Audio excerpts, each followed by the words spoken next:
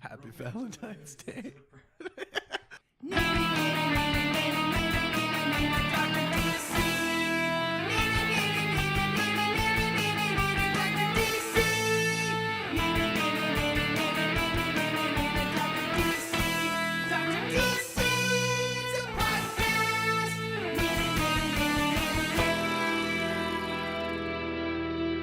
Welcome to the Dr. DC podcast. My name is Colin, and next to me is the doctor himself. Hello. And as always, we're joined by our producer, Richard. Hoy hoy. Each week, we talk about the weird and wonderful world of DC comics and movies while fielding questions from listeners like you. Do it. I wrote it. You have to do it. Fuck. While I want your ugly, I want your disease, I want your everything, as long as it's free. I want your love, love, love, love. I want your love. Yeah, that's good. That was exactly how I wanted it to be. Well, that was free. What's that from? Yeah, we all know what that's from. Yeah. Mom. I'm really happy that you helped write that song for her. Yeah, well, yeah, you know. Who knows where she'd be now without it? I'm a man of many talents. Apparently. They call me Mr. Gaga. Do they? No, they don't. I think they call him Monsieur Gaga. And back before podcasts were a thing, he would have been Radio Gaga. Oh, Radio Gaga. Goo Goo? The baby version? I like it. It's an Electric Six song. Yeah. I mean, it's originally a Queen song. Okay, I was going to say, yeah, wow, yeah. did I like... No, but They did a pretty good cover of it, though. Radio 6, yeah. This is Electric Six. all we hear is Radio Gaga. Oh. Radio Gaga. And that's, yeah. Oh, okay. Anyways, Sorry. this week Over we my have head. a guest. We do. We do. Welcome Lindsey Tyne Johnson to the show. It's Lindsey Tyne Johnson. Tyne? Oh. Did you just say tiny because she's small? I always pronounce it Very small tiny. person, but I always do. I've always pronounced it that way since we met. learn how to read, Colin. Learn how to have a name. We that's say this to spelled him right. every single week. Yeah, that's true. That's a recurring theme on this. But yes, welcome, Lindsay. Thank you. Thank you for coming on. Lindsay, we met at like a geeky like craft fair where you pulled me out of the crowd and did a tarot reading. Yeah, you were like, I think you were one of my first people that I read tarot for. Yep. And then I got this swarm of people, so I have you to thank for coming over and making it look cool. 'Cause All then that everyone else sweet, did it. sweet tarot card reading business. Well, you know, like I bring a lot of clout. Yeah. So yeah. So we did that, and I bought a comic book off of you, and we'll get in a second to like that topic. Yeah. But that comic basically is like how I knew that you were an expert, and we should have you on the Based show. on a single comic book. based on a purchase. single comic book purchase. I Yeah. think I also might have whispered in his ear, I'm an expert. There was someone comfortable whispering. I whisper that to him too, but it's usually before I do something inappropriate. In fairness, you are an expert there. Goddamn right I am. So on a normal episode, we would talk about like comic book news and things like that. But when we have a guest on, it's always nice to find out like how they got into comic books or what first brought them to that. So Are you mansplaining that? I'm not trying to. Yeah, you're doing it though. I know it's kind of coming off really poorly. This is a Kinda little What podcast. got Kinda you? man- We usually Mansplaining? talk about comic books here. What? Yeah. Just because I'm in the room. When, Okay. when it's just men in here, he usually just stops at one point. In but- fairness, I gave this same spiel last week. Did you? Yeah. yeah, but that was two Americans. Also, He was They're probably listening. cansplaining. They for sure are. what got you into comic books, Lindsay? Well, I do have 4 older brothers, so they read a lot of comic books, which is also a weird gendered subject because my sisters didn't. Did those 4 brothers go back to Detroit to avenge their mother's murder? I'm sorry. What? You can leave the room now. Yeah, I'm going to. You've never seen 4 Brothers? Oh, Yeah, right. Okay. sorry. Yeah, I'm sorry. Great movie. Bye. Nice talking to you. All right, now that he's gone, we can actually do the show. But my brothers read a lot of comic books, and that I started reading comic books then, and then I'm actually a lot more into graphic novels now. Ooh, fancy. Not so much into comic books. But, yeah, I started reading comics very, very little. I started with manga like Dragon Ball Z and other Right. stuff. Yep. Were your brothers into like the stereotypical, like the superhero, the capes and tights kind of stuff, or were they reading different things too? Well, one of my brothers was really into Spider-Man. So I think that was really the only superhero comic we were ever into. Other comics were, I don't know, they really liked Venom and Spider-Man. They really liked villains. They were Sure. really into villain comics, like the Joker. Right. And then, yeah, they also graduated from that to, like, Alan Moore and things. Right. Yeah. So you started more on like the manga kind of end of things. What's brought you over to more like American style comics or graphic novels? Was it just the exposure from them being in your house, or was there something like about them that you found interesting? I think I grew out of manga. I Right. mean, personally, they're kind of like cheesy. Sure. Yeah, but there was a lot of romance manga out there. And Hmm. that's what I was into before I knew what romance was. I would just learn. That's true. That's a very like, it's a big part of that sort of Japanese culture. There's always like romance subplots, even in like, They're super romantic. Yeah. but even in like big like sci-fi stories or fantasy stories, there's always like such a huge like emphasis on like love triangles or like whatever. I think it's because it's a really repressed society in Right. general. So they sort of like, I don't know, get out there, gush through Right. comics. Yeah, fair enough. Well, you mentioned romance comics. Now seems like an appropriate time to bring up that we are going to be talking about romance comics today, because that's what I bought off of you. I bought an issue of DC's Young Romance that you were selling at this craft fair, and that's when you told me that you were an expert on them. I whispered to you. That That's right. It's when you whispered to me that you're an expert on them.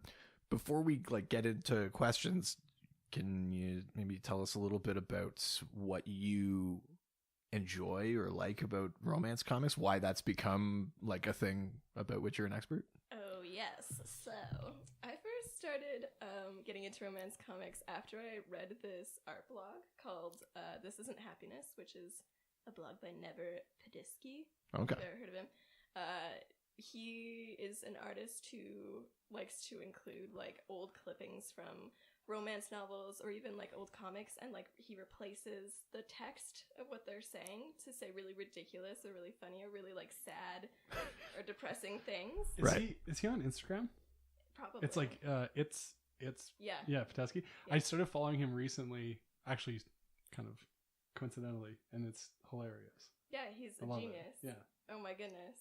I'm gonna have to start following It's this. so funny. It's like you said. It's like really almost like it's super satirical. Yeah, and you wonder if it's real, like because it looks legit. I think it's often like photoshopped in a way that makes it look like that was maybe from a romance novel, and sometimes I wonder if they actually were. Right. So I started, getting into romance comics that way. I wanted to read the romance comics to see if they were as ridiculous as his art was portraying, Sure. and it was.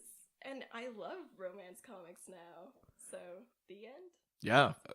Well, I mean, we were talking about this before we started recording, but this is like a huge blind spot for me in terms of comic books. I'm the eponymous host of this show, but really, like, when it comes to romance comics, I might as well be Colin, because I know nothing. Weirdly, I only own 2 romance comics. The one was an issue of Young Romance that I bought from you, like I said. The other one, I don't even know how this is a thing. I was given this copy. It's a 100-page like special issue of Young Love. Colin, you gave this to me. Why did you have this? So I inherited like a stack of old comic books. They were just in this like box from like a family member or something. I don't know how the fuck it came to my doorstep, but there it was one day. Yeah, totally. Yeah, go balls deep on swearing. Oh yeah. I mean, whether or not we're allowed, we do it, and It's true. probably with more frequency than we should. But yeah, so it ended up on my doorstep, and you came over once for just like to hang out for coffee or something. Yeah. And we were going through them, and I was like, it was like a bunch of like Archie and Jughead rags and like. And we don't know anyone who's into that. No one. And then I think I noticed that it said like DC on it, and I was like, oh, that's really weird. I didn't know that DC made romance comic books. Mm-hmm. And I was like, do you want this? And you hesitantly said yes. Well, yeah, because I also wasn't sure that I wanted it. Yeah. I mean, I took it because it was DC, and I thought it was kind of a curiosity. But then when I actually like read both of these prepping for today, I think I kind of love them. I really hope that you get into them. I hope that I can distill some romance for the romance comics in you. Oh yeah. Oh no, I think I'm getting on board already, and this is just He like seems pretty romanced at this point by these comics. I'm not. You can ask my wife. I'm not known for romance, but maybe if I read more of these comics. Actually, no. We'll get into why later, but that's a bad idea. Oh god damn it. I did a little like research before we started this because it bothered me that I didn't know anything. And I was surprised to learn that romance comics like started with like Jack Kirby. Like during the war, like they realized that like soldiers were just reading like superhero comics, which were at the time like for kids. So they were like, there must be a market for like more adult material in comic books. So they started writing romance comics. I say adult, it's not in the context that we mean it now, right? But yeah, they basically like looked at all these soldiers reading like kids books, and they were like, oh, we got to do something for them. And they started writing romance comics, and then it became like a big thing. And I had no idea, but like Jack Kirby, who's so well known for like superhero sort of contributions, is like also behind an entire genre of comic books. Well, yeah, they had to send those over because Americans hadn't learned French yet, so none of the women would even look at them. So we just have to get our romance from comic books. Well, not we, but Right. Yeah.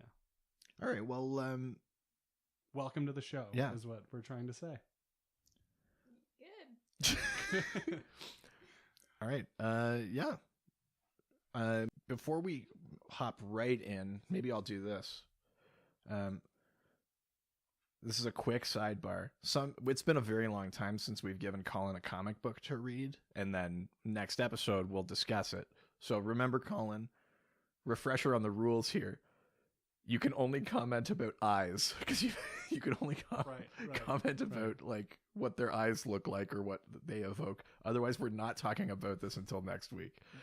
Well, we should explain this to Lindsay. So, are you mansplaining now? Well, no, but I'm giving her some background information on why we do this. I'm just tired of being in trouble. Well, then don't be a dick. Yeah, fair enough. So, You're still in trouble. oh, welcome back. So from the beginning of this kind of tradition of Richard giving me comic books to read. Who? Richard? Or read, sorry.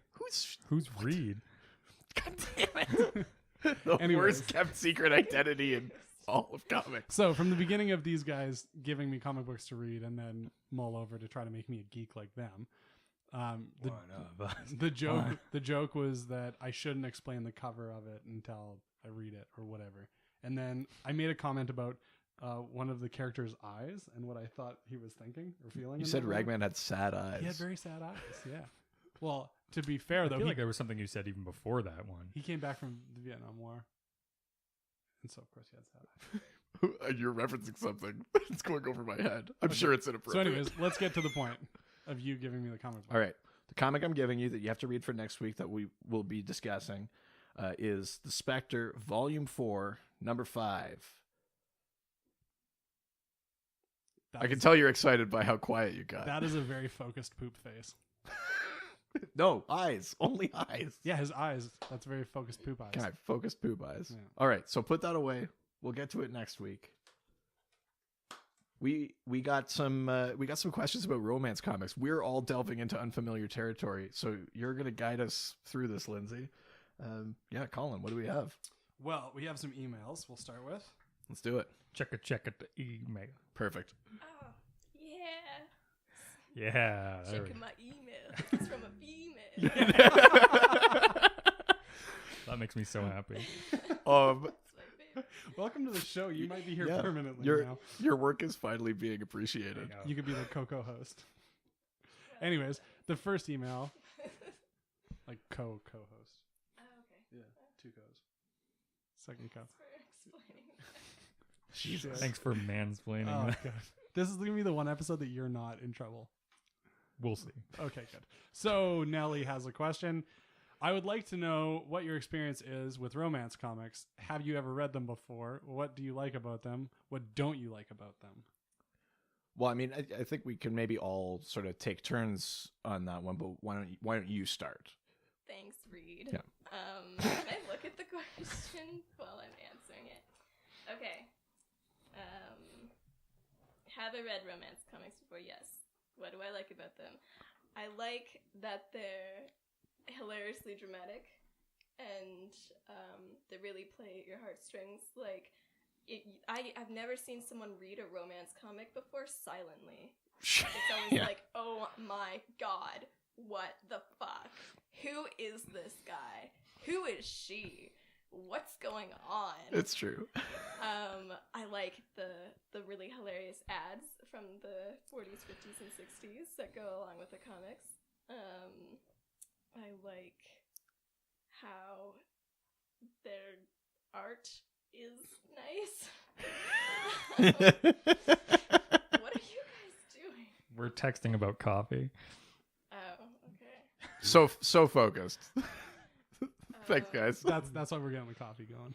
I think I don't like about them is their patriarchal themes. I think that's pretty obvious. They're pretty old-fashioned Mm-hmm. and sexist and pretty terrible politically.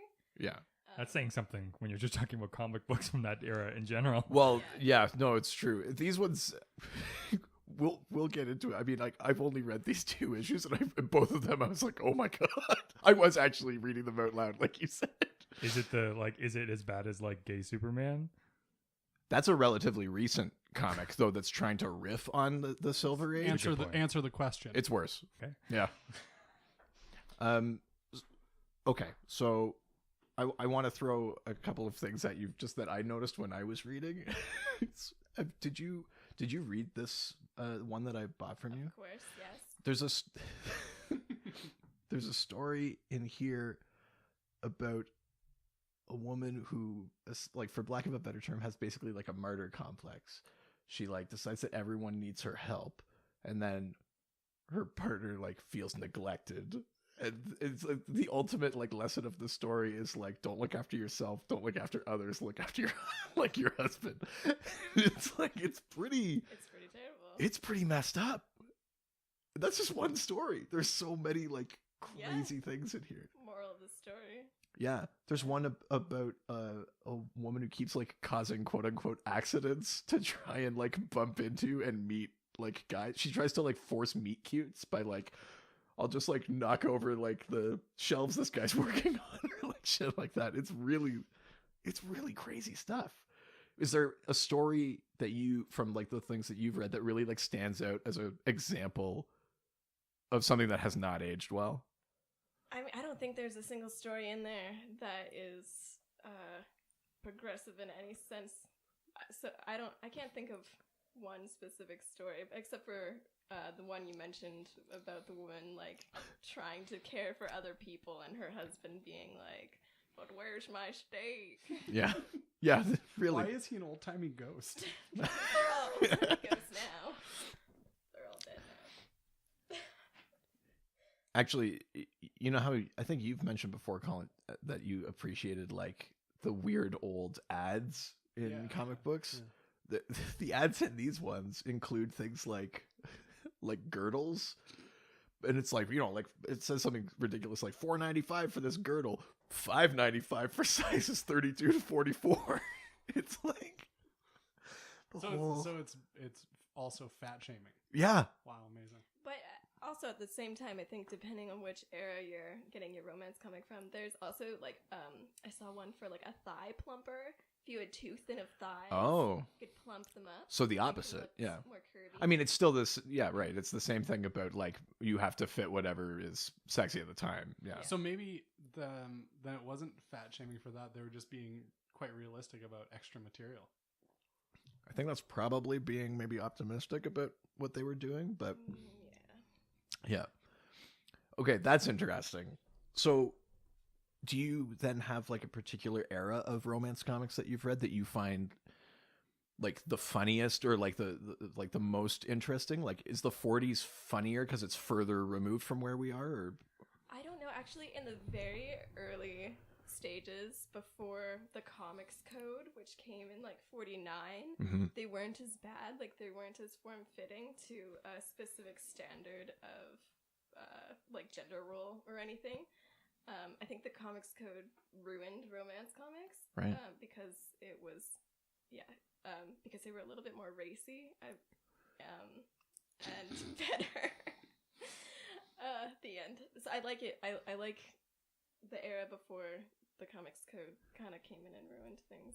That's interesting. Is that because you got started with Japanese manga? Japanese manga is basically softcore porn. Right. So the racier 40s, basically.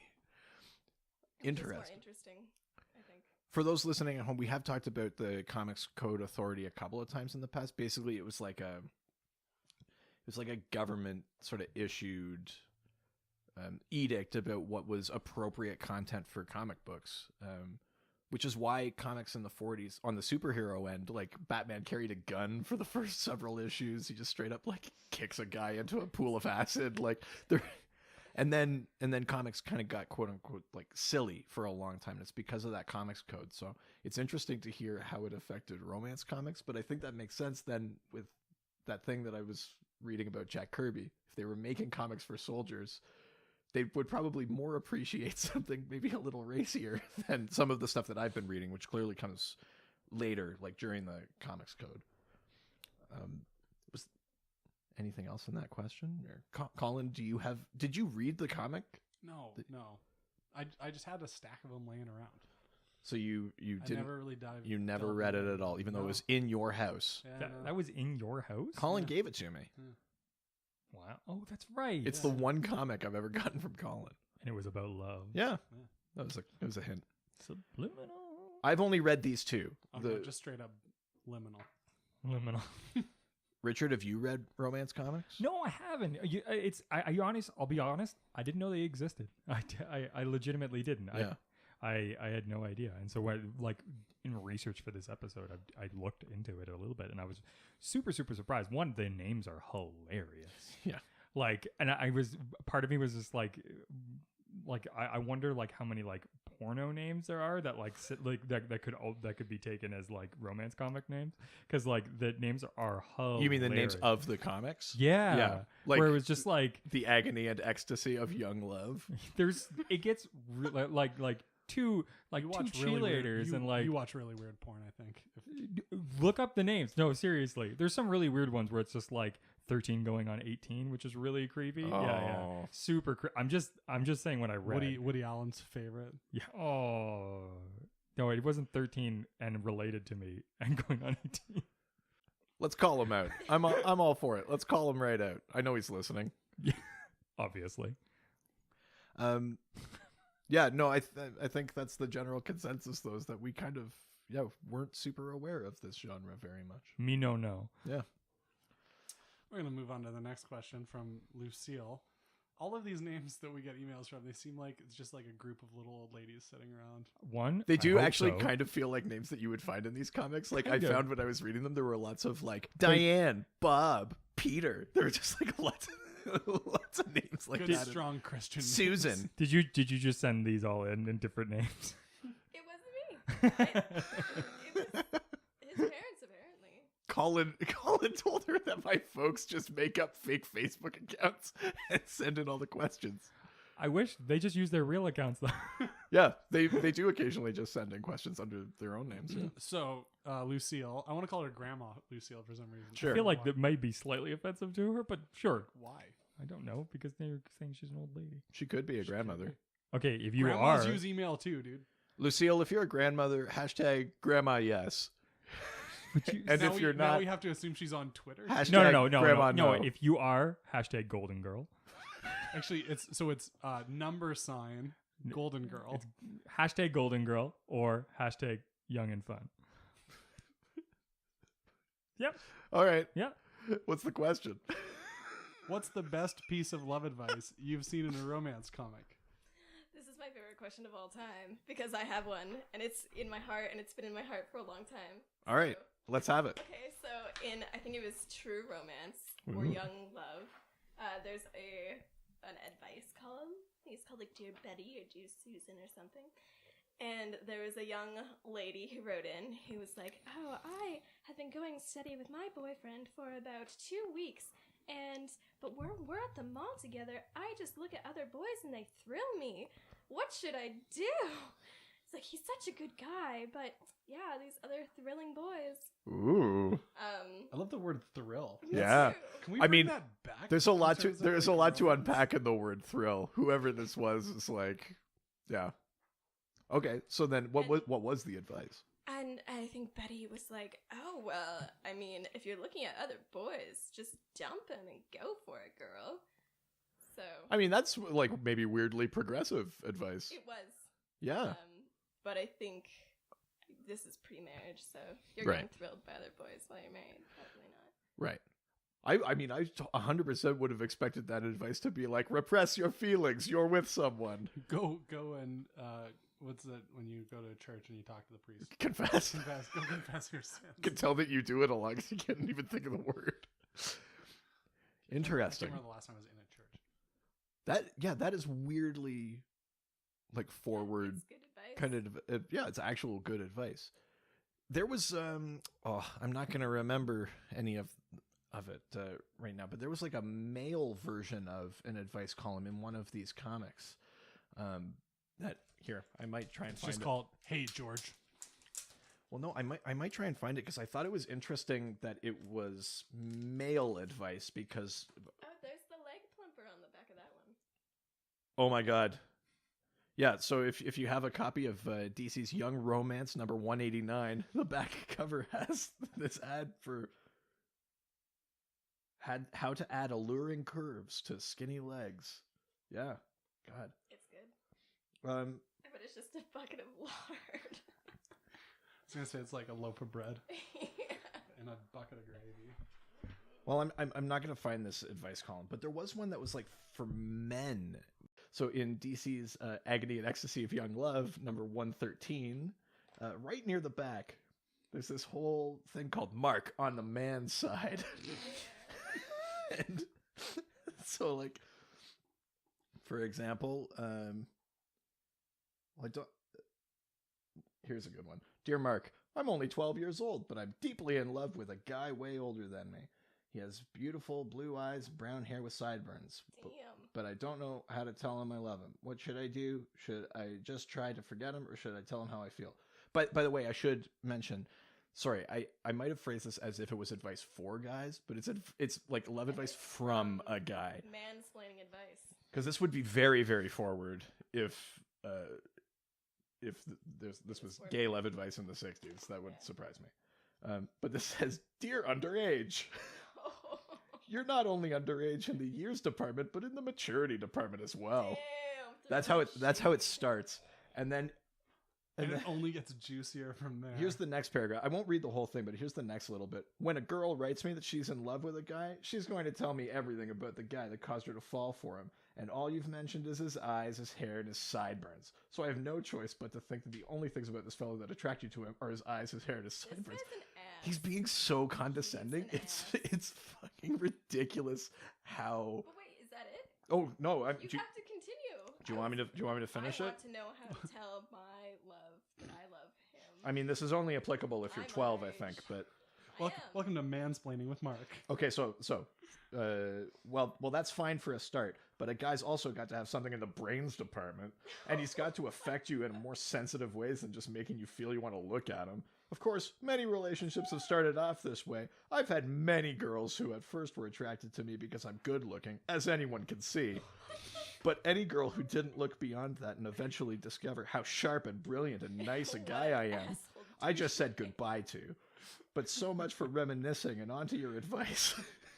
My advice to you is simple. You've apparently just begun to grow up. I'd advise you to keep right on doing that. Stop acting like an infant and you'll find yourself growing up a lot faster and making a fool of yourself a lot less often than you're probably doing now. This genuinely That's sounds... it. That's where the advice genuinely- ends. This sounds like he knows that it's his little sister. I mean, I'm putting some stank on that, obviously, in my reading, but I think that's exactly how he was writing Oh, there's it. some implied stank already. Oh my god. That was hefty.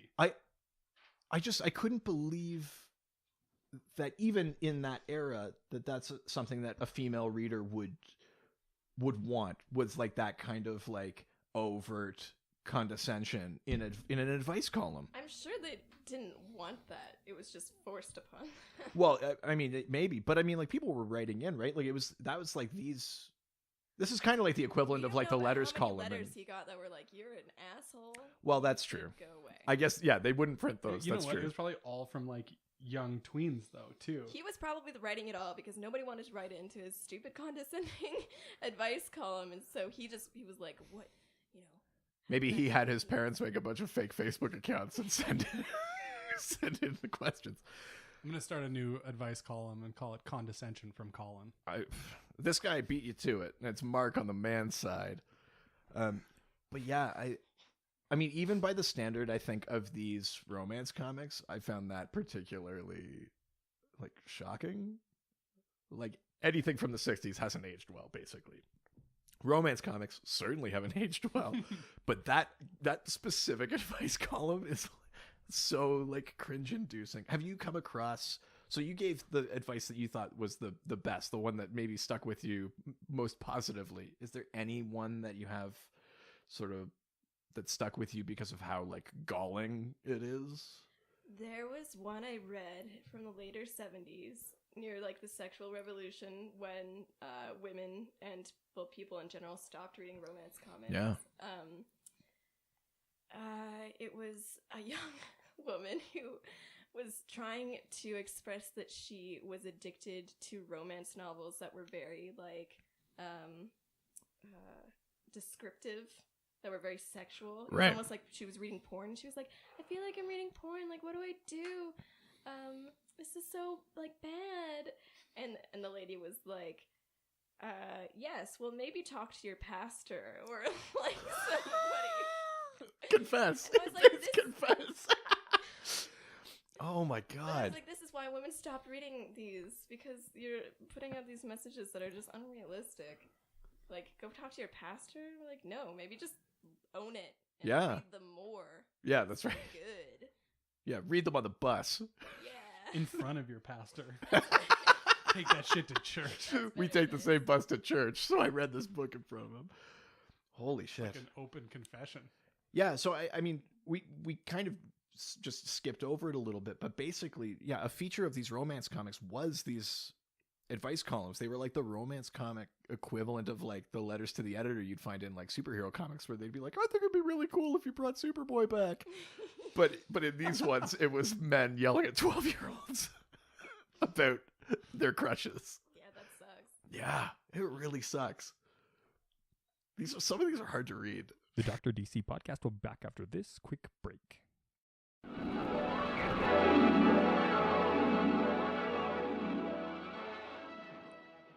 Hey, Dr. DCers. Doctors. I realize we don't have a name for you. You know what? Tweet at us if you can come up with a name for the fans of Dr. DC. Hashtag fan name. Yeah.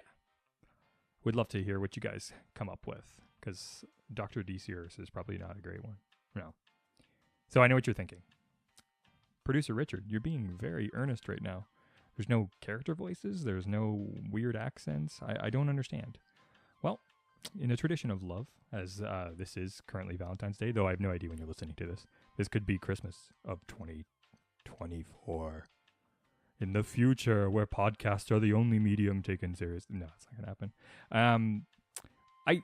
We're in the tradition of love. And so I wanted to talk to you about something that I personally love, which is Great Lakes Grooming Co. Now, I know it's corporate chili and we're making no money off them, but the hopes of making money off of them. But I honestly love this product. I've actually been using it before we got them on as a sponsor, and their products are so amazing and so great, and they're really part of my daily routine.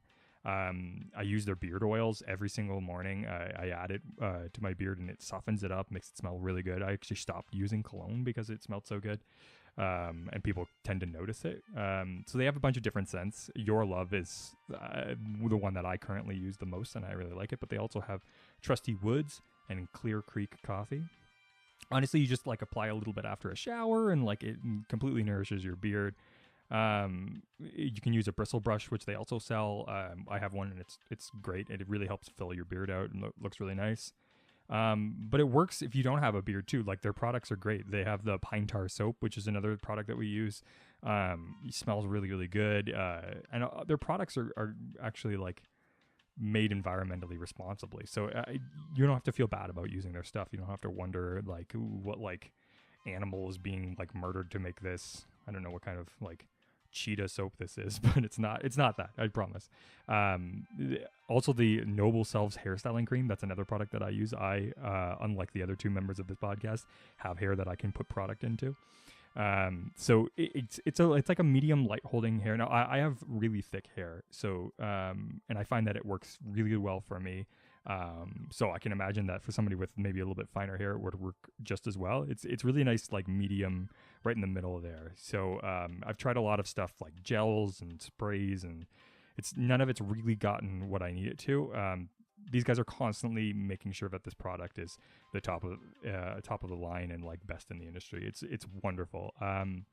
But it's perfect for everyday use. Like you can wear it up if you're going out for maybe Valentine's Day dinner. Or you can just wear it to work. It's definitely, again, it's part of my daily routine.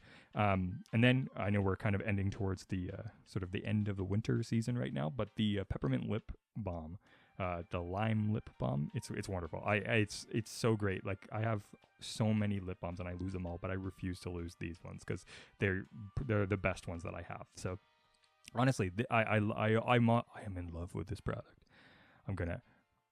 Great Lake Screaming, will you marry me? I'll take your silence as a yes. But seriously, Great Lake Screaming they're meant to be easy and ready to use, rain or shine. All their products are purposely designed and environmentally responsible, handmade in Canada, in Ontario, ready for adventure whenever one might find themselves. So, you lucky listeners, though, you get a discount because you're listening to this podcast, and that means you're cool people. You DCers, doctors. I'm not going to get it today. Doctors? No. Patients? Are you patients? No, that's weird. You guys get 10% off just because you listen to this podcast. So you go to www.greatlakescreaming.com and use the promo code DRDCpodcast. That's right. www.greatlakescreaming.com. Promo code DRDCpodcast. Again, I promise you, take it from me, producer Richard, makes all your dream comes true. Listen to this podcast, go to that website, buy some cool products that they like, and if you don't like them, you can come after me. You can find me online and bitch me out. Okay? All right, back to the show.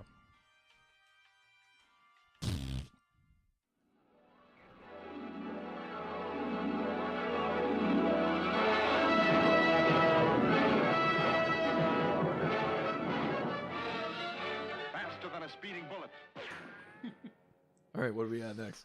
The next one is from Hermione King, and she asks, were there ever ongoing storylines from issue to issue, or were all romance comic books contained in the single issue stories? I think there were probably a few that were like, buy the next issue for the rest of this saucy romance. But it's generally just individual stories, so usually pretty short. So it wasn't like an anthology book or anything where like you'd be like, let's check in on like Deb and Harry again. I'm thinking of Blondie. I'm thinking of Deborah Harry, and those are the two names I had. But like there weren't any stories like that where maybe like month to month you would see their relationship grow or crumble or not whatever. That I read. Okay. Usually they're pretty short. Maybe there probably are, maybe a few. I'm not actually sure. But in that department, I'm not an expert. I have this weird suspicion that Thanks for whispering that to me, by the way. I have this weird suspicion that is also like a hint of the sexism of the time, that we're like, oh, like women can't handle an ongoing story. We should just give them these little bite-sized romance morsels, lest they get too involved. Lest they develop a 12-year-old crush on someone for his hair and eyes and sideburns. I mean, I'm throwing that like out there. He's really ugly, by the way. The sideburn guy? The Mark guy. Oh. Well, I mean, if she's 12 and he's got sideburns, No, he can't be 12. She's talking about the advice guy. Oh yeah. Because he was like, I'm super attractive. I bet he had Oh, and boobs. then also, I'm really brilliant. Yeah. And nice. Use the word nice. Like, I'm brilliant nice. What I tried to emphasize with my voice, but you can't tell unless you're reading it, is that all of those descriptors about him being sharp, brilliant, witty, nice, attractive were in caps. Just those words were in caps. Good. And then in all caps, he goes, and you're immature and stupid and a little girl. Okay, so no real like ongoing. I mean, unless you read Archie comics, which also like had a lot of romance plots. That was like a huge basis of why people read Archie comics, was whether or not he was going to choose Betty or Veronica. Well, that's true. I mean, yeah. Now, well, I mean, I guess Archie must have come after things like Young Romance and stuff like that, because those were some of the first ones, right? I But think Archie started Pretty early on, yeah. Yeah, because I think that a lot of when I was reading about it, a lot of influence came from things like Archie comics, or things that were more realistic and not superhero-y, like you said, during right, war. right, Yeah. interesting. God, I mean, this 100-page, the Young Love one, the one that's got the mark on the man's side at the back of it. This one has maybe like a dozen different short like stories. Some of them are maybe like 8-pagers. Which is kind of typical from like what you'd find in an anthology series, even on the superhero side. But some of them are like maybe a page and a half, or They're pretty disappointing. yeah, they're quick. to say. It's just enough to give a young stay-at-home wife a thrill in between A chores. small thrill. Yeah, I have to imagine it would have been disappointing to read. But these were okay. I don't know if this is too much of a departure, but these were like super popular. So, I mean, obviously they're a product of their time. Obviously they haven't aged well. But there must have been something about them that was working at the time. Like, do we know anything about what it was? I think maybe I'm wrong, but a lot of boys were reading superhero comics, and I feel like it was probably taboo for a young girl to be really into Batman or Superman or Right. whoever. So they. What was the question? Sorry. Well, I was just wondering, like, if we knew why Oh, they yeah, were so popular, I why they think it lasted. was because, people wanted to read comics that weren't just about superheroes. People wanted to read comics that weren't, just about like fantasy, out of this world. These are more down to earth and relatable. So I feel like that's probably why it worked. Yeah. It also kind of seems like they were like gendered towards like young girls developing, like the 12-year-old girl who's like, I have a crush on this boy. It kind of seems like those types of comic books were developed for young women to kind of like explore their imaginations essentially with that side of it. Whereas boys were more gendered to be like the violent side with the comic book superheroes and like be the hero, that kind of mentality. That's kind of the way it comes across anyways. Is that because of the comics code? Because it feels like weird to reconcile that like 12-year-olds are writing in like their advice questions to these comic books, but like Jack Kirby's idea was like, we need more adult comics, and then they started the genre. Like, do you think that's the code then? I think so. When I was reading about the comic code's effect on it, it seemed that way a lot. So Right. I'd imagine so. Jeez. All right, what do we got? A lot more emails. Julius Peppercorn asks, considering the era, how explicit do they get? Or what's the most explicit you've seen? Okay, so we know that before the code, they were racier than after. Yeah. Do you have like a particularly salacious example? I mean, just the art was different for sure. Right. Women were more bodacious or curvy, and the comics definitely portrayed that a lot more. Right. Much like these pinup girls here in this office. To be fair, my wife put them up. They're her art. Yeah, all right. Like what? I like them for the articles. Yeah, we've invited Lindsey over. We're gonna have this really nice conversation about romance comics. We're gonna be like very like feminist allies. Just all these like pin-up pictures on the wall. They really are my wives. I'm all my artwork are just the really, really nerdy stuff. I believe you. The question is whether or not the Your listeners will. artwork is an avocado with sprinkles inside of it. No, all of this stuff is my wife's. My stuff is the Superman Is in storage. and the Star Wars one up there. Everything else is hers. There's a definite difference, yeah. Yeah. So the art was definitely different. Were the actual was the dialogue like stronger or like more like overt or anything like that, or was it mostly about just how they were like drawn? I'm sure that the dialogue was different, though. On the top of my head, I can't Sure. quite remember. Yeah. I'm sure it was different language because it was the 40s. Well, So, yeah. I don't know, but that would be something interesting to look into for sure to see if the language changed at all. Probably lots of use of the word toots. And thrill. Thrill. Yeah. Yeah, You're looking at those, kid. certainly I think, to be perfectly honest, in the ones that I've read, just these kind of two from, I would say, like the 60s, if I had to guess. You probably just read the cover. Where it would Oh, just yeah, say I guess it what does say year. right there. Yeah. Actually, no, it just says January. Oh. Doesn't say the year. But I wouldn't be surprised if the like sauciest thing in there were like the ads for girdles. Like, Oh God, I'm getting all hot underneath the collar. but I don't know why you think that's saucy. but what I mean is you probably see more skin in the ads for like just the products that they're selling than you did in any of the drawings in the stories. Yeah, those individual legs at the back. Though I will say, I've noticed a trend in these books that a lot of the women are wearing striped dresses, and I know that was partly the fashion at the time, but I feel like it's so that as they're drawing the dress, they could show where the curves are without like drawing like boob lines or things like that. They could just curve the stripes of the dress. Like I feel like that's Did you like just start blushing when you said the word boob? well, it might be the wine. All right, so what's next? Brenda asks, is the genre still in existence? If not, when did it get phased out and why? Oh, here's a good topic of conversation, I do believe. So, yes, they don't typically exist in the same sense that they used to. There are lots of comics that delve into romance and relationships, but they're not as terribly patriarchal as these, which is a good thing. They did get phased out because in the 70s, there was a big sexual revolution where women were like, these are very tame. Like, these do not thrill me as much as they should. Right. Why are they so oppressive in terms of sex and in terms of, like, actual real-life relationships?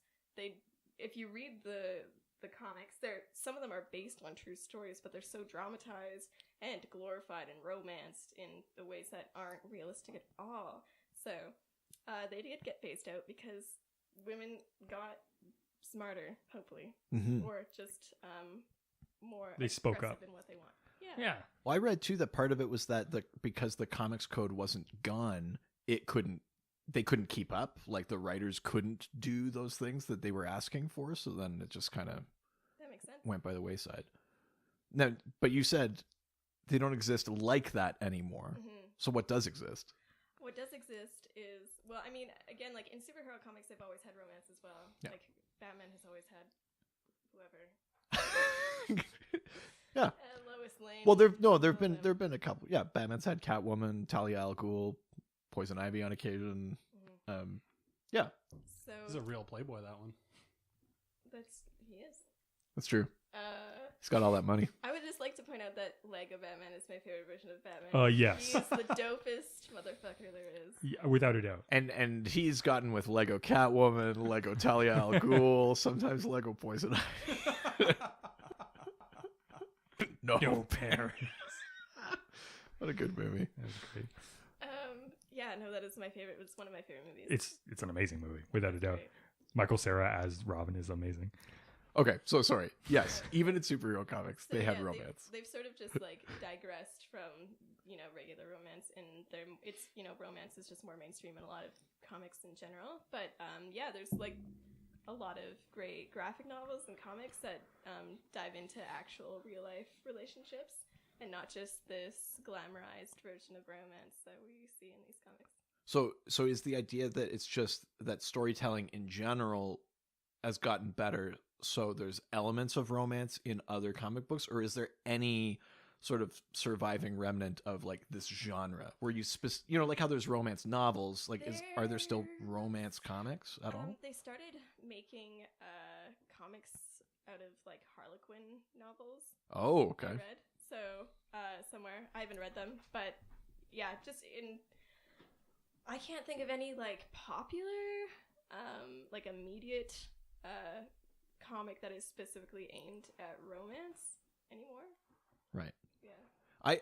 I have just because I am like the DC guy, I actually do have a DC example. But I actually think it maybe like best fits like I think we have a different question, but there was like a one-shot young romance comic book that came out like 4 years ago. Wow. Except that it's all superheroes. Nice. So it's not like really like these came out of retirement. It's like a single comic they put out for Valentine's Day as like a special, and it's like So that actually Soups shows and up- Lois. Yeah, and this stuff shows like up that. in our next question from Oliver, who asks, "Did superheroes ever show up in romance comics? Is there a Lois Lane love story in any issue?" So I mean the one that Yeah. I just mentioned, yes, obviously it's a very specific special that came out, and it was all about the relationships in the New 52. Oh, sorry, it's not Soups and Lois because it's the New 52. It's Superman and Wonder Woman. Oh, do tell. So there's that one. There's one about like the night that Catwoman fell for Batman. There's one about Arthur and Mira, like Aquaman and Mira, because she doesn't have a superhero name. So that one is just like it only came back like in name, and they are written kind of romancy, but it's just like a special. They just did it as like a one-off. But what I don't know is if in the original runs of these kind of romance comics, they ever delved into, like Yeah. cameos or like guest appearances from. Well, I mean, many of the men look like Clark Kent. Yeah. I don't think that there was any specific issue, at least that I've read. See, I whispered that I was an expert. I didn't shout it. So I don't I don't think they did, because they were really trying to aim towards a different crowd Yeah. that weren't into superhero comics, and I'm sure that if they, had Superman in there, women would be like, well, I didn't want to read about Superman. Yeah, no, I mean, that's fair enough.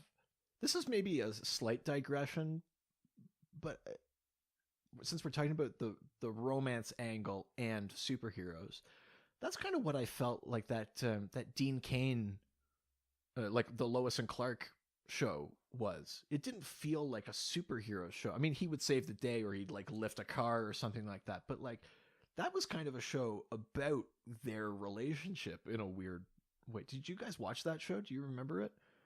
No? It was Dean Cain as Superman and Terry Hatcher as Lois Lane. And it ran for like a few seasons. It was like a pretty popular show, but I think it was called The Adventures of Lois and Clark. But that show, yeah, felt more like soapy. Like it wasn't really about him as a superhero. It was about like him superheroing was like, that was like his job that he would go to, that he'd come home. You know what I mean? Like that show felt almost like what this question from Oliver is like getting at. I wonder if there was any superhero, like if there was any Superman comics that were just about his relationships or like romance. I mean, you could probably. I mean, some of them get very like silly and weird, but you could probably make the argument that there's a book called Superman's Girlfriend, Lois Lane, in the 60s, and that one, they were Lois-centric stories, but it was also a bit of an anthology book. But like sometimes, I think that was mostly about their relationship. But then it would also be like Lois would end up on an alien planet or something like that. Like they were weird. It would have been too weird probably for these like romance comics. The title of that one was "Dude, Where's My Lois?" Nice. But I mean, there was that. I don't know if that 100% qualifies or not.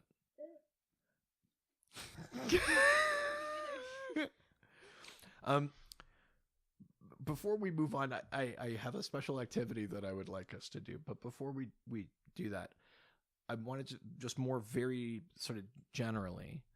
Do you think that there is a place for romance comics now? I mean, we've talked a little bit about whether or not people are trying to do them or attempting them, but like, I mean, I would read them if they were just like a little bit more politically progressive or socially progressive. Just comics about relationships. Like, I fucking love reading about romance. It's really sick. So and this is coming from someone that doesn't read too much of these things. Is there anything to the idea that maybe those things like Japanese like manga and stuff like that is like the logical evolution of these romance comics, or a link in the chain at all? Like, does that at all satisfy that? Yeah, what's between this like softcore thrill and manga's craziness, or like I don't know. They anime? What is it called? Manga is the comic I think book they form. mold them so well together. There's so many like superhero manga comics have these lusty romances that are so satisfying to read. Not that I read them anymore or anything. Of course, yeah. Yeah, I think that it's an interesting progression. I feel like there's a reason that Japan is still holding on strongly to romantic themes more so than we are here in North America, because again, they're just like a more repressed society. I think that's how they get out a lot of their sexual tension. So, but no, that's interesting. I mean, the number one thing I remember about Sailor Moon was how hot Tuxedo Mask was. Wow, that's I don't even know what their powers are. When they become Sailor Scouts, what powers do they get? wow. Of all of the attractiveness, because they wear some shorts. Tuxedo Mask, then Sailor Jupiter, Sailor Mercury. But yeah, it's fine. Yeah. What I think is like in modern age you could have an opportunity to explore like LGBT culture in romance novels. I think that would be really interesting. They do in manga a lot. Yeah. Like there is so many more different sexualities. There's an element of androgyny in a lot of that stuff too, at least from like what I've seen. It kind of like feels I mean whatever, I don't know anything about. Well, no, that's not the way I'm meaning to say it, but like I just mean I'm not super exposed to it. This red wine is getting him. Yeah, exactly. What I would love to see is also like more intertwining of the actual like general like superhero stuff into it, and like I feel like you could explore relationships differently using like the romance sort of like genre. So you could have like Martian Manhunter and like Superman suddenly like find something for each other. Well, now this is partly why I talk about a manhunter. Nice. This is partly not a manhunter. He's also a man-eater. It's partly why I asked the question, because I think we can probably agree that in general, storytelling's just gotten more like nuanced. Even in superhero comics, there's obviously a whole range of comics that are not superhero related that tell like very kind of complex stories. But the reason that I brought this up is that I thought that the genre was interesting, without a doubt. Yeah. So to our listeners who are without a doubt predominantly superhero people, is there like a window of curiosity in there for you guys and gals? I sorry, I was trying to considering make it all of our neutral. questions today have been like 90% from women. Well, yeah.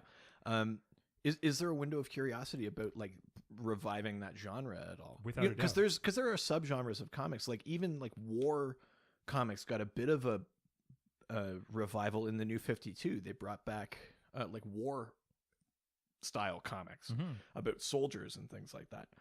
Some of them were a little.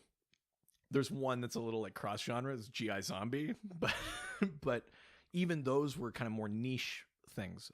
Yeah, I think you're right. It might be interesting to see like an actual attempt at what the modern romance looks like. So let's just do it this way then.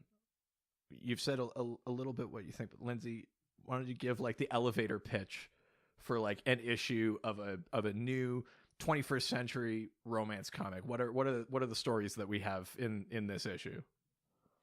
Oh, good. Not to put you on the spot. I took a workshop on pitching movies. Oh, Well, look at this. Let me oh, let's do it. Let's put this in. Oh my gosh, she's bringing on a whiteboard. All right. So it's There's a PowerPoint world slide. just like our own, but there are superheroes. Okay, I'm and with you. they're I'm in listening. love, Oh. and they delve into their romance lives. This went sour. No, you're killing it. Keep going. And Oh my god, the confidence is just turns out overwhelming. they all love each other. Oh. Are we somehow making this like a forbidden romance thing? Like you have powers, you can't be with a normie. Ooh. Damn. I would like to mention that there are great graphic novels about romance that delve into Yeah. relationships in a a more realistic sense than I think the traditional comic would. Yeah. Novels like anything by Jeffrey Brown pre Star Wars. Ooh. He started making Vader and Son. That's right. Oh, Oh, yeah. yeah. Yeah, he wrote a really great series. There's like Any Easy Intimacy and AEIOU and Clumsy. They all are his earlier works delving into relationships that he's had, which I think is super awesome and progressive. And also Craig Thompson, if you know of Craig Thompson. Mhm. He writes I know some the really name. great graphic novels about romance. That's Interesting. awesome. I mean, and there is like examples of like taking like the idea of like relationships and then melding them with like superhero sort of elements and stuff like that. Like Scott Pilgrim is a good example of that. Like Yeah. sort of it's like the basis is relationship and then sort of doing that in sort of like the superhero world I also find that like web comics tend to do romance really well. I Tend think to that's lean been a to really romance. popular thing lately. The too. one that I remember getting into, I don't really read it anymore, but Yeah. I read it all through like high school and university, and that was Questionable Content by Jeff Jack. And that one, like, that went through like a lot of different things about like platonic relationships, romantic relationships, changing sexualities, like all sorts of things were sort of dealt with in that webcomic. But it also takes place in a world where the AI singularity happened. wow. So he has like a robot roommate, like a tiny That's pervert awesome. robot roommate. That's awesome. So yeah, like that felt like a bit of like a genre crossing thing Yeah. too, a little bit. That's awesome. We'd be remiss too if we didn't talk, or at least just bring up, like slash fiction, like fan fiction. I'm Oh sure there's yeah. a lot of fan fiction. I don't know that much about Very, it. From, very like honestly, have any of you guys read like romantic DC Comics fan fiction? So could be or not about superheroes, but have you encountered any of that? I've definitely encountered it. I've definitely never read it for DC. Okay. Well, sorry. So what have you found then? Well, one, like a lot of like television stuff. One of my favorites is the stuff for Supernatural, the TV show. Of course. Yeah, I have to bring it up every episode. Hot guys, hotter show. Yeah. Oh my god. I don't know if you. Hotter car though. It's a pretty hot car. It's a great car. You should read some of these stories and see what they do inside that car. Oh damn! They're very close They brothers. drive around, listen to classic rock and roll. What else is there? They kiss each other. Oh, they're brothers. though. Yeah, I know. It's Just two brothers. it's just two brothers never closer. Oh.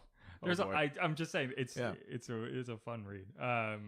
But like that I've definitely read a lot of. I mean, especially as like growing up like 13-year-old kid with like the internet being so slow that you couldn't actually get like video pornography. The literature stuff that you could read Just online. waiting like bar by bar for the image to load. Yeah, but Still instead image. Oh, that's a great nick. oh yeah. In 3.5 hours I'm gonna be so hard. Check out that jawline though. Yeah. But there was a great website called it's still up, I think, called Literotica. Oh, yeah. And you could read stories, and they had like a superhero section and like a mystery one and like televisions and movies and stuff, and it was really good. But yeah, all through that, like I read a bunch of stuff. I find that if you do have to go looking for something that's actually like Just romance, romance, like well written and romance, not just smut. because if you type in like, Harley Quinn Poison Ivy fan fiction, what you're getting is just poorly written smut. That's exactly And how a lot to of put it, deviant art. And lots of deviant art pages. I've unfortunately had to witness a lot of comic book porn. Oh yeah. Well, yeah, I mean, I guess if you're just I typing don't know why in, you said unfortunate with those quotes, but Oh, I mean, it was so gross. delete That's browser awesome. history. Have you read any like superhero romance stuff? Is there any sort of Like like fan fiction things that you read that didn't just go to like smut territory? Comic. Yeah. Want to like when I was younger, like want to like Harry Potter. Well, yeah. I mean, we've all been there. Good. Slight sidebar, but like years ago, J.K. Rowling, like how she would just like post writing those things, would just announce that things were true in the Harry Potter universe that she never bothered to write in. Apparently, it's very common for the students at Hogwarts to experiment with their sexuality. And which house does that the most? Slytherin? It's Hufflepuff. Oh, Hufflepuff. Really? Hufflepuff is like Do you know what that actually? Bone City. That actually makes a ton of sense because in college, the kids that were like crossing like gender lines and being weird sexually were always the kind of weird being kids. weird sexually. I'm just saying, like, it was always the weird goth kids in the corner who, like, I just feel like that's Hufflepuff. People who were charting their I own say this course. as a Ravenclaw. People who were charting their own course anyway. Did you say that's It's houses? houses. It's a little houses. I'm also a Ravenclaw. Really? Yeah. Oh, buddy. Yeah, we did it. But on Pottermore or like just some random? On Pottermore. What am I, a chump? Okay. Come on. So I thought it would be a lot of fun if we took one of these features from Young Romance. Damn, on your foot? Yeah. Oh, are you showing off your Harry Potter Was you tattoo? embarrassed by it? Or No, because I want to show it off all summer long. For 3 months. That's right. Yeah, we get so much summer here. Okay, The tan lines on that tattoo are pretty weird. Yeah. Well. So at the back of this issue of Young Romance, we have this test. Does he treat you right? So, Oh my God, are you guys gonna read this about each other or?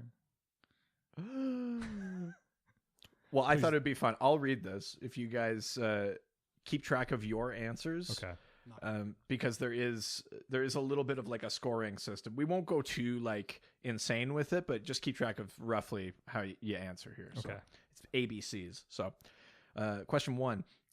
Do you always let your boyfriend decide where to go on a date? A, always. B, sometimes. C, never. You don't have to answer out More loud. like see ya never. Question 2. I don't know. Do you do things for him? His homework, his errands that he would never offer to do for you? A, always. B, sometimes. C, never. Okay.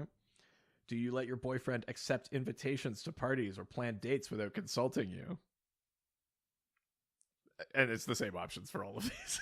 This is like pretty weird. I'm doing this as if I'm thinking about Colin as a co-host. Sure. So Do you avoid getting higher marks than he does in the subjects that you both take because he wants it that way? Always, sometimes, never. Is he always on his phone during the podcast? Always, sometimes, never. Oh. Would you let a boy kiss you even if you don't want him to because you have trouble saying no? Again, the era. Always, sometimes, never. Question 6. Were you wearing something inappropriate? Is it your fault? But I mean, That's the era. I'm just. you and your date go out to a movie. You really like the picture, but afterwards he tells you he thinks it was a terrible movie. Do you agree with him anyway? Always, sometimes, never. Are you having like nom flashbacks right now? What's going on with you? She's just realizing that he's not a very good boyfriend. Yeah, I mean, the fact that these are even questions. Do you let him do things you can do better just to make him feel more capable than you? Always, sometimes, never. Do you believe men are superior to women? Always, sometimes, never. Why are you looking at me like that? You and your girlfriend bought tickets for a supper concert.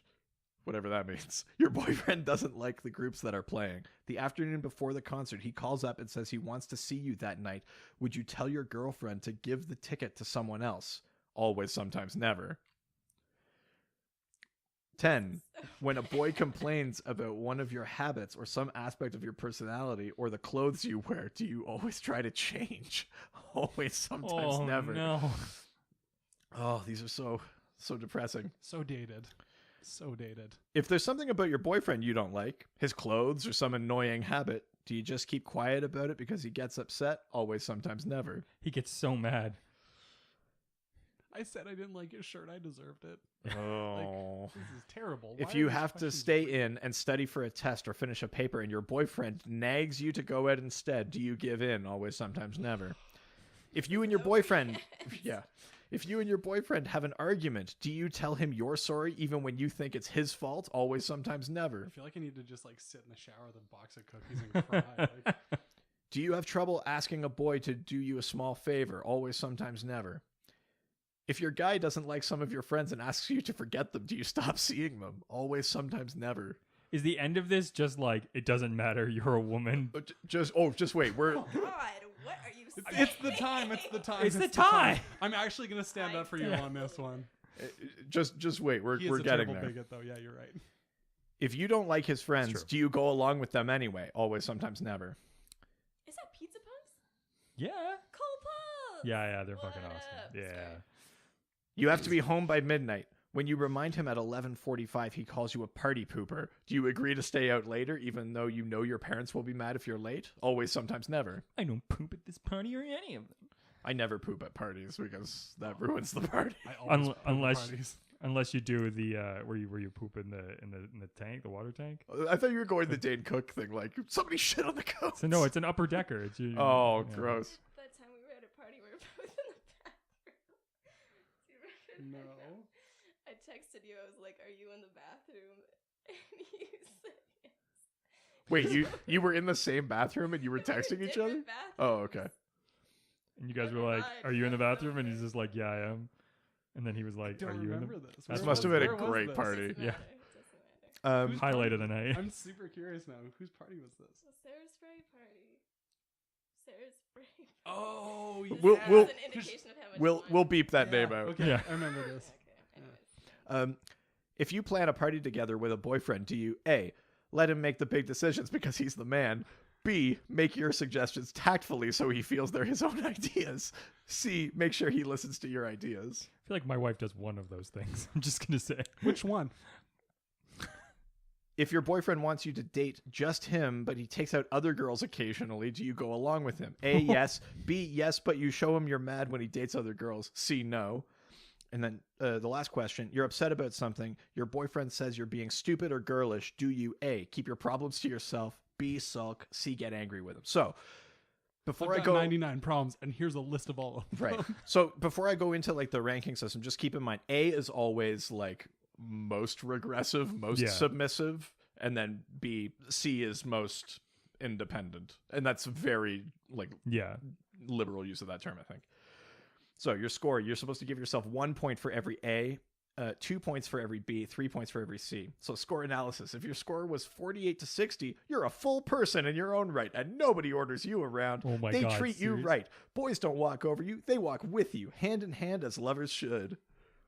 34 to 47. I did not get that first one.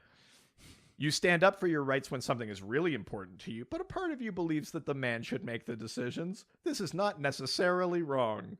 Think about Oh what my you've been God. doing. Make sure that when you give in to him, it's because he's right and not because he's male. God. Ask yourself if you're happy with the way he's treating you. Above all, don't be afraid of losing him. If the only way you can keep a man is by giving in to him all the time, that man isn't worth keeping. Damn straight. I mean, what?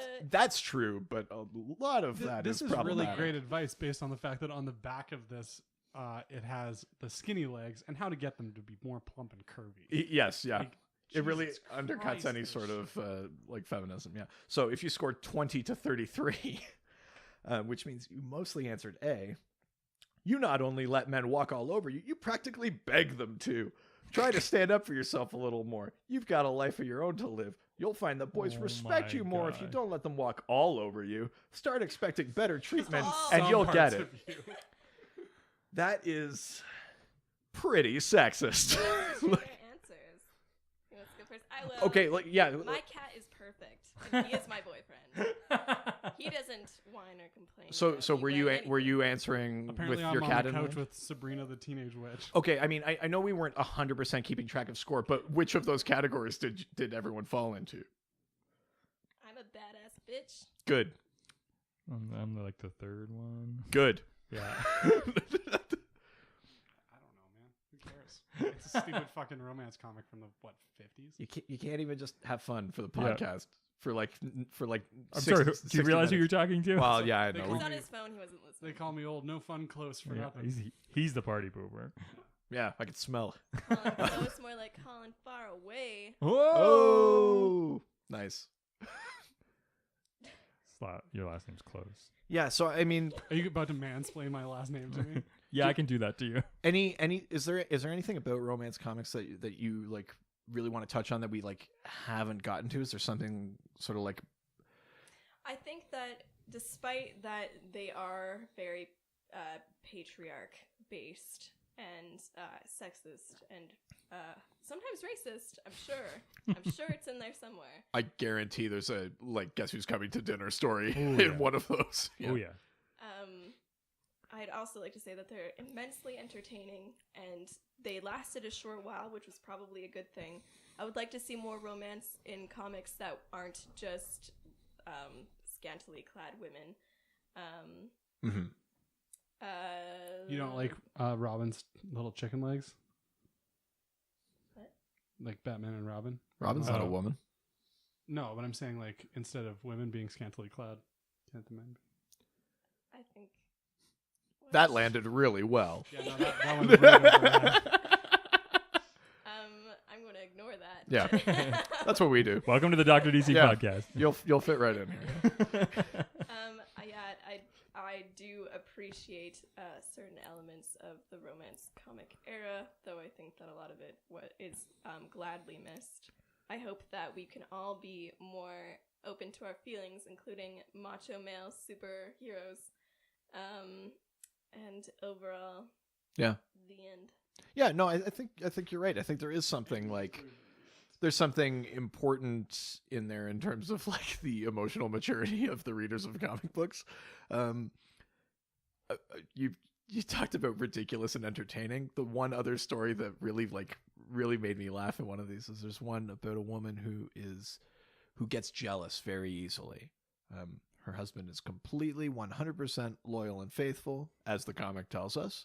Mhm. But she just gets jealous anytime someone even looks at him. So she decides she'll make him jealous because for some reason that evens it out. So she starts flirting with this guy or whatever, and then at a certain point the jig is up, and then the guy goes to drive away, and because he's distracted and angry, he hits a tree. And he's in the hospital, and she comes to the conclusion that she has to marry him because it's what he would want. And her current like fiance basically says like, no, that's not how it is. You're with me. And she goes, okay. And that's pretty much it. Wow. I'm paraphrasing only slightly. Wow. Like it's a terrible message, but as I was reading it, I was like you said at the beginning of this episode, I was out loud. I was going like, oh Jesus, like, oh, what the fuck is this? And my wife was like, what are you even reading? And I was like, you have to read this after. And I gave it to her, and she was like, this is fucking bonkers. I think that's a sale for that comic, if nothing else. Yeah, I mean, and I will say that because of this one that you gave me, Colin, and this one that I bought from you, Lindsay, I'm actually now Interested? I'm kind of into romance comics. That's He's gonna awesome. give me $20 to go buy him more. I'm gonna give you $20 to get me some more of them. Yeah. You know what I'd really What is it? like Is this to like see? when like a woman gets like a man to buy like tampons at the store and you have to like I can't be seen Yeah, I buying know. these. I answered C to too many of those questions to go in and start buying these. You know what I'd really like to see? Because you brought up Patesky. I would really love to see these be reprinted, like frame for frame, but with his interpretation of the scenes. That would be pretty I think that'd be sick. really, really cool. Yeah. I think that would bring it to like the 21st century and update it and make it a little bit more like tasteful, as we were discussing earlier. Yeah, so this is the callback. This is the guy that like takes the like dialogue and redoes it, but it's old like panels. Yeah. Well, that's really cool because I think the artwork's actually really great. To be honest, like, Is that at all similar to? Have you ever seen Garfield minus Garfield? oh my Yes. god, Oh, it's very similar. It's very similar. Very, okay, very similar. yeah, because I love Garfield minus it's Garfield. so good. That's like a nihilist's dream. Also, there's certain ones with Calvin and Hobbes. Oh yeah. Where they switch the dialogue, and it's amazing. that's awesome. I'll have to look that up. Lindsey, thank you for coming on the show. Before we like wrap things up, is there anything you want to like promote? Or anywhere like if people can find you online and want to talk to you more about romance. Actually, She has a new podcast coming up called I'm an Expert. Yeah. Whispered. I have a website that talks about Ooh. because I'm a visual artist Ooh. and a filmmaker. Very nice. Oh, very nice. My website is lindseytynejohnson.com. How do you spell that? LINDSEYTYNEJOHNSON.com. We'll post a link to the website in the show notes. Yeah, absolutely. And I don't know. Have you ever come across Sequential Crush? I do want to give a bit of a shout out to this blog. No, but please tell me. Sequential Crush is a blog devoted to romance comics, and it's run by a woman named Jackie Nodell, who is like an absolute, like yourself, an absolute expert on romance comics. Circumstantially, she's also the granddaughter of one of the creators of Alan Scott, the original Green Lantern. But she runs this blog called Sequential Crush. So if this sparked an interest in romance comics, definitely check that out as well. And Colin, why don't you take us out? Where can people find us? Well, I don't know. Maybe on Facebook, at Dr. DC Podcast. on Instagram, Dr. DC Podcast. at our email. DrDCPodcast@gmail.com. On Twitter At Dr. DC. I forgot because I signed off permanently from Twitter. it's okay. Our website. DrDCPodcast.com or .ca. Make sure to go to iTunes, leave a 5-star review if you love us, and rate, review, subscribe, all those fun things. Or And- if you hate us, just 5 stars. Just Also, I 5 stars believe of hatred. I believe either today we should be, as you're listening, we should be on Spotify. ooh. Yeah. So Spotify, we're here. yeah, Welcome. that's right. Okay. Yeah, you won't find Taylor Swift here, but you'll find us. Well, some kind of sign off. Adios. You'll listen to us again, maybe today, maybe not tomorrow, but someday and for the rest of your life. Here's looking at you podcast. That's quite a commitment. Classic reference. We're gonna have to do this forever now. Yeah. Fuck. Bye. Want to say goodbye? Aquaman, all the superheroes. They always fight for what is right. Live with danger and adventure.